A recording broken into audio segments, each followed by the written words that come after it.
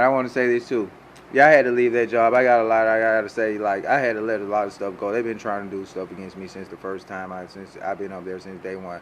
I'm just gonna give you some of these incidents. Like when I first got there, I was just stacking boxes. I've been stacking boxes for a long time. I can stack boxes with my eyes closed, thank God. But then they seen they couldn't do nothing against me stacking boxes. Then they had this one time they take me back here with this dude. First they start out with some 50-pound tubs. Man, I'm slinging them. I ain't no big guy, but just thank God I got strength. It always just been like that. I've been an extremist in whatever I do. Man, I'm slinging them tubs like they toilet tissue rolls. So they took me from back there. And then they bring me up there to the machine operator. Then they see I'm catching on to that. So now they take me back here to stack some more boxes again. Some boxes this time.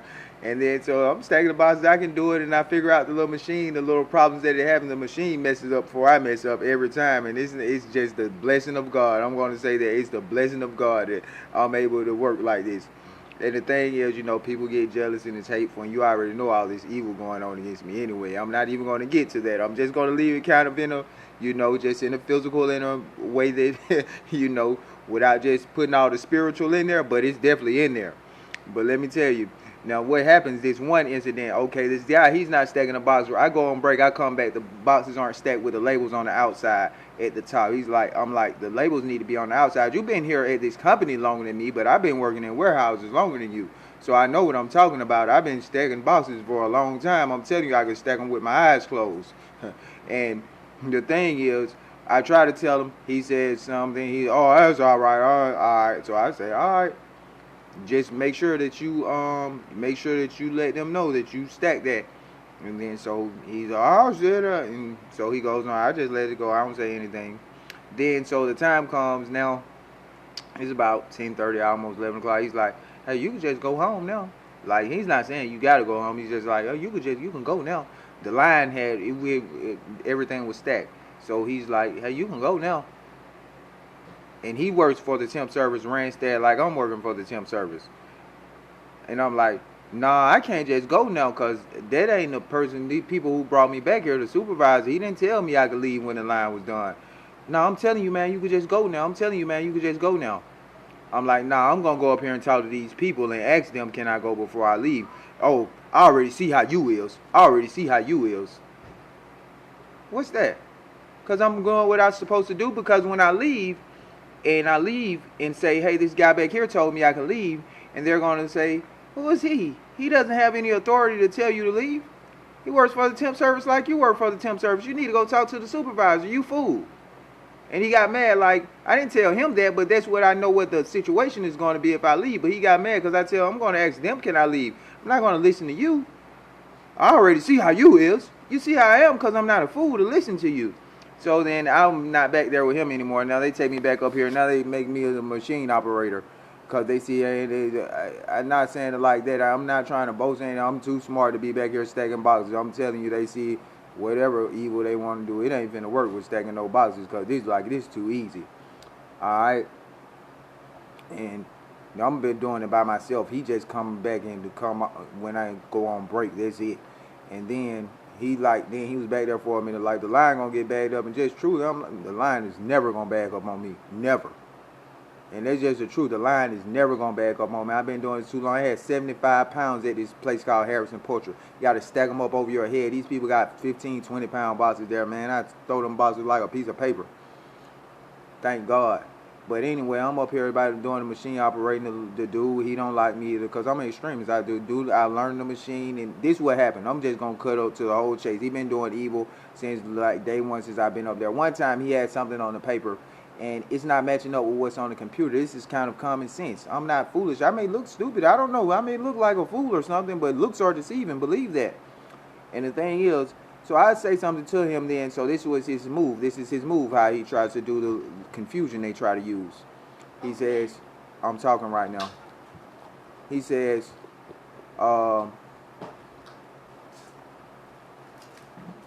hey, go over here. I say, this ain't right. This doesn't match. Go over there and do this right quick. So he tries to send me off and do something, and I come back, and then he's got the paper. I'm like, this is supposed to be line A. This is supposed to be line B. How I know this? Because I'm not just that foolish. I've done something like machine operating in the past, and so I kind of know about it. and it don't take that much to catch on. And just be honest with you, just thank God. It's because of God. God get all the credit. Jesus is God. Man, God got me up here, man. It look like if it might don't look like I've been up here for years, but it look like I've been running machines for years. And the thing is, so now he's trying. I see the information on here is wrong. It's kind of switched up, and then it's like it's like he's putting me to do this, but he's training me. But so it's gonna make it like I'm making an error. But I already see it, and I'm like, I'm not even about to argue. All right, I just say you just show me. I go ahead and let it go. I see it's wrong. I just say you just show me. I'm not even about to try to prove no point, none of that. I'm not even about to go back and forth. I just say all right, but I know it's wrong. But it was the last straw yesterday. He did something. I'm signing this paper, right? It's a washout because you can't put certain things on top of other things because of allergens and things refrigerated, non-refrigerated. And then see, she had shown me all that. Okay, but the thing is now it's something called non-halal and halal. None, everything else has an N on it if it's none. The halal and non-halal. The non-halal doesn't have anything, and the spaces is just blank. He never showed me this. Okay? So he doesn't think that I'm supposed to know this, but I broke this down in front of the line leader. I'm like, if you filling out a form, if they say, have you ever lived out, if you lived outside of Georgia, put yes in the box. If you never lived outside of Georgia, then this doesn't apply to you, and you don't have to put anything. So if it doesn't apply, then the box could be empty. And I see all of the boxes are empty. It's just common sense catching on. So when I'm doing the sheet, he's standing right there watching me. He wants to try to, be able to correct me, but he's not able to. And we're going from non-halal to halal. And I read the other sheet that you wash out the tank with, and I say, we're going from non-halal to halal. And he wonders how I knows this because he never showed me. And he's like, it don't got no end right there. Don't say. I'm like, it doesn't have an end right there because it's non-halal. And non-halal to halal. Halal has an H right there. So that he pulls his move. Hey, go over there. Just go over there and do this right quick. And I already signed my name on this paperwork. Go over here and do this right quick. So I go and wash out the tank. It's going to take like 15 minutes to wash out the tank. So when I go and wash out the tank, when I come back, this dude, my signature is on this. Just be honest with you. And he's forged something by my signature. He's forged marks by this thing that's not even supposed to be right there by my signature. I don't even say anything like, look here, dude, you just forged this right here by my name. I don't even say anything. I just break it down like I just said it in front of the line leader. Then guess what he said? Oh, just go ahead and throw the paper away. I just say, all right, I just throw the paper away. I don't even say nothing. Then it's a lot of stuff. It's other way up more stuff than that. And like, you just keep going and keep going. Just be honest with you. That should really be a big thing. You forward something by my name. But I just had to keep letting it go and lie. I'm not about to keep dealing with that for the money. The money was good. Yeah, I'm not even going to lie. The money was good. But I could stack boxes and take $3, $4 less. I ain't got to do nothing. I ain't got to operate no machine. Can I do it? Yeah, I can do it. Was I doing it like, they tried to make me waste stuff all on the floor, man. God had me up there like I've been doing this stuff for years. I done did it a little bit in my life, but I ain't never just did it like that. But it's easy to catch on. It ain't that hard. Let me tell you something. Because I see it right there, and I see these people standing up and they ain't doing nothing. And just be honest with you, they don't want to do nothing. And I remember when I was in jail, man, people diving up under the doors for sack lunches. Or 25-cent sack lunch. I got arms and legs, and I'm out here on the streets. And you think I'm about to not use these things to work? I got a mind. You think I'm not about to use it? And you think I'll go to jail and dive up under a door for a sack lunch? And I get on the street and I'm not going to do nothing, or I'm going to go around and shim, but I'm going to give all my strength and energy to get you to going in and stand. I'm going to be patient and stand at the door all day, 2-3 hours or an hour or two, for these people to come around with an extra sack lunch and then dive up under the door because there's so many people right there. But I got a chance to work on the street. I'm not going to do nothing. That's so reprobate and so twisted. And I just see people doing that like at the jobs. And then, it's just a lot of hatred against me because people are threatened by me. And that happened to me. See, I already went through this in 2020 with these jobs. When I lost the job at Averett, I was working at Averett. I lost the job because I was like doing QA and shipping and receiving. And the dude got threatened. It was religious discrimination, and I could have had a lawsuit against him. But he was also threatened by me, like I was gonna take his job because he wasn't doing stuff right. And I was like, it's like I'm trying to be perfect, but I'm not trying to be perfect. I just gonna do the job the right way. If I'm picking up paper, guess what? I'm gonna pick up every sheet of paper. And if I leave a little crumb and you go say, hey, you missed a spot, guess what I'm gonna do? I'm just gonna go get that spot. So I already got another job, that I don't have some jobs I don't contacted already. And I had one job they contacted me, but I couldn't get a job because I got a criminal record. So I'm finna get ready to. I'm already looking at another temp service. And thank God, thank God, thank God again. I don't smoke no more. Cause guess what? My finance is still straight, and I already, for living, I already try to pitch in how I can, and you know, I done did what I can do. And I guess what?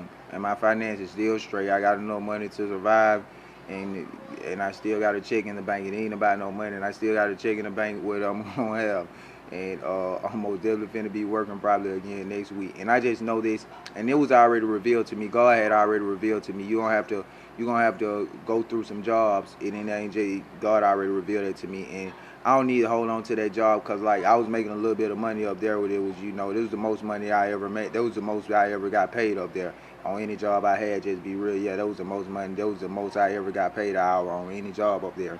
And this, and I don't need that like trying to hold on and just keep going through that. And yeah, I keep biting my tongue and stuff, and I could have kept doing it, but I could take less money and I could just do something. Man, I could sweep up. Man, it don't matter. I could sweep up and work 10 hours a day, 12 hours a day, and I don't got to make that much money. And I can make the same money just working more overtime. But it ain't all about money and all about work. But I most definitely ain't got no problem with using my limbs and using the physical strength that God have given me.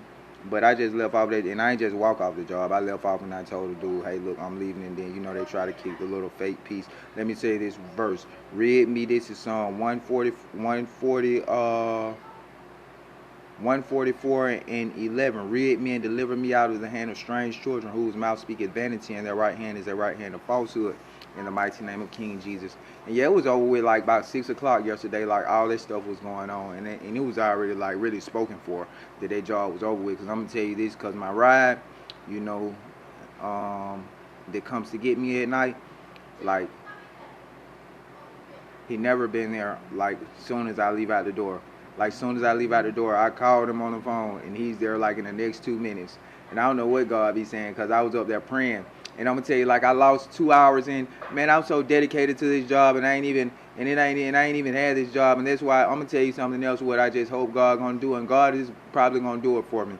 God gonna give me my own company doing something, because everything I do, I'm telling you, just like the Word of God says, Ecclesiastes 9 and 10, whatsoever thy hand findeth to do it with all thy might.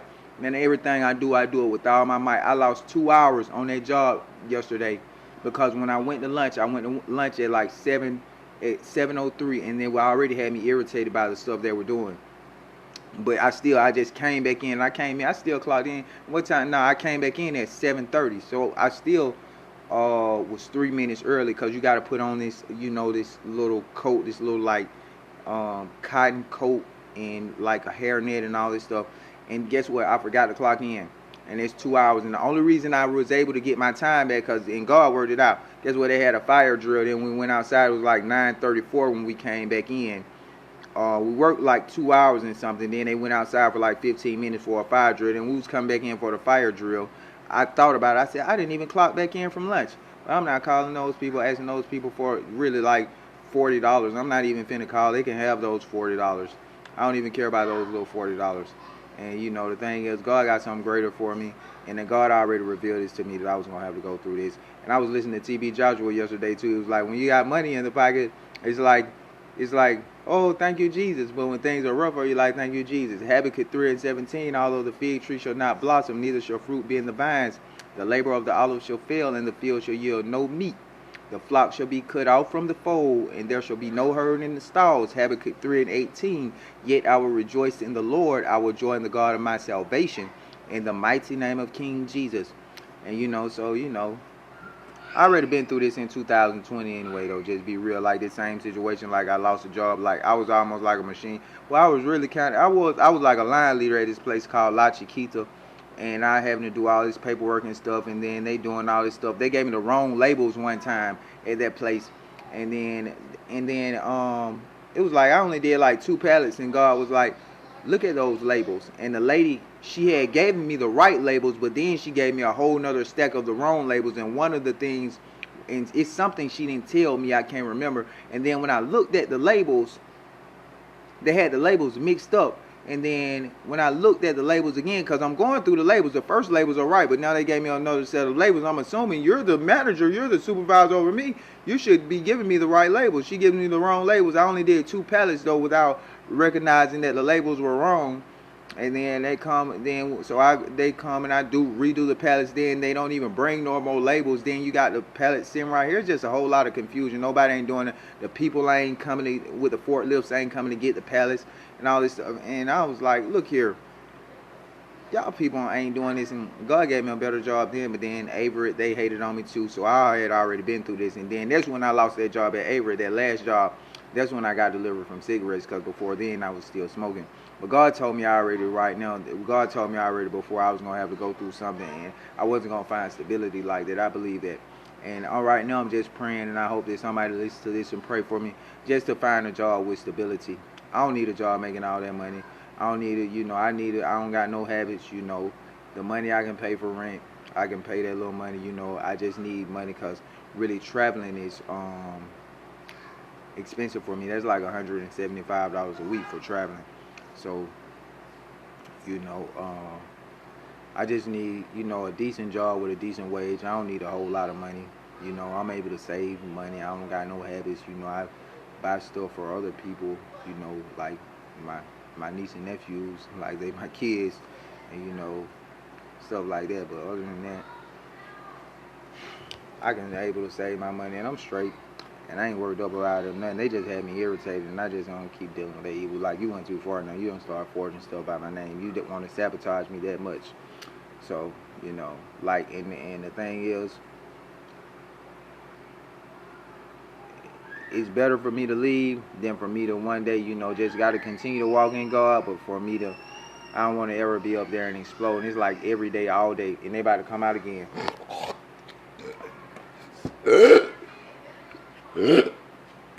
Oh yeah, and then when I went to Atlanta today, I had to go to Atlanta because it's probation stuff, and